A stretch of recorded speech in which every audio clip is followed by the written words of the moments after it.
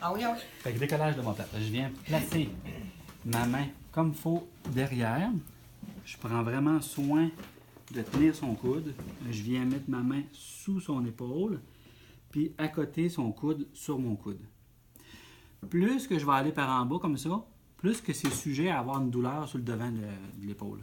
Fait que je le tiens dans les airs. Mon objectif, en poussant sur ma main, c'est de faire décoller comme il faut mon omoplate. Je vais juste m'aider en appuyant pour que l'omoplate, je puisse vraiment aller en dessous. Faut bien qu'il n'y ait pas de problème. Parfait, super. Je m'en viens ici. Je continue ma manœuvre. Je peux en profiter pour faire des petites virgules, là, pour dégager comme il faut mes vertèbres. Quelqu'un qui a l'omoplate bien collé, Ouais. t'es pas capable de rentrer en Non, dessous. Si c'est en ça. faisant des virgules, qu'à un moment donné, tu vas en gagner un petit peu. Tu peux en gagner un petit peu comme ça, puis check bien ça. Mettons que c'est collé beaucoup.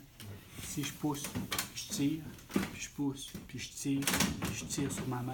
Là, je vais me trouver à la faire bouger. Ok, par en bas. Ouais, c'est ça. Ça, c'est des solutions. Après ça, l'autre chose qui est intéressante, mets l'autre bras sur le côté. Alors, tu veux dire quoi comme ça? Comme ça, ouais. Puis je place ma main en dessous, Oui, c'est vrai, tu me devais montrer ça. comme ça. Je vais tirer Ouais. vers le haut. Ça fonctionne bien. Lève un petit peu les bras. Parfait. Je vais juste glisser. Ça, donne-nous un angle. Vas-y pas direct en ligne, là. Ça fait pas ça. Par en bas. Fait que si on en regarde les omoplates, là, on les voit vraiment bouger, là. Comme ça. D'autres... Les deux mains dans le dos, Tu l'as tu lèves fini. juste les coudes. Oui, mets les mains derrière le dos. Super. Oui, comme ça. Ça fait bien aussi. Ouais, je me rappelle, tu nous avais montré. Mais ça va, tu sais, c'est pas très doux quand ils ont collé, là. Ouais. Mais sauf que c'est collé, là. Tu sais, fait que, faut quand même donner un petit accent. Pour aller dégager sous-scapulaire, la musculature en dessous, faut que tu viennes chercher la musculature juste en dessous ici, puis que tu appuies une pression dessus.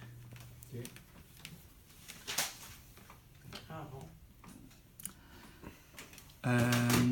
Grand rond, ça va être plus sur grand rond, petit rond, là, mais si tu t'en vas en dessous, c'est le sous-épineux. Ouais. C'est pas le sous-scapulaire. Ouais. Après, grand rond. C'est ça. Puis pour aller chercher le sous-scapulaire, il faut vraiment que tu mettes ta main en dessous dessous de de ça. l'omoplate.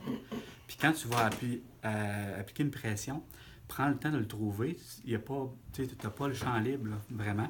Mais quand tu vas mettre le doigt dessus, c'est comme un point gâchette. C'est comme si en pesant dessus et t'attends, là, il va slacker. Ça peut donner une bonne libération au niveau de ton épaule, puis aller chercher des douleurs sur le devant. Parce que ton sous-scapulaire vient s'attacher sur le devant. Ça peut se faire dans cette position-là. Ça peut se faire la personne couchée sur le dos. Ça pourrait se faire sur le côté aussi. Tu fais juste une pression, puis t'attends. Puis ça peut se faire aussi comme ça.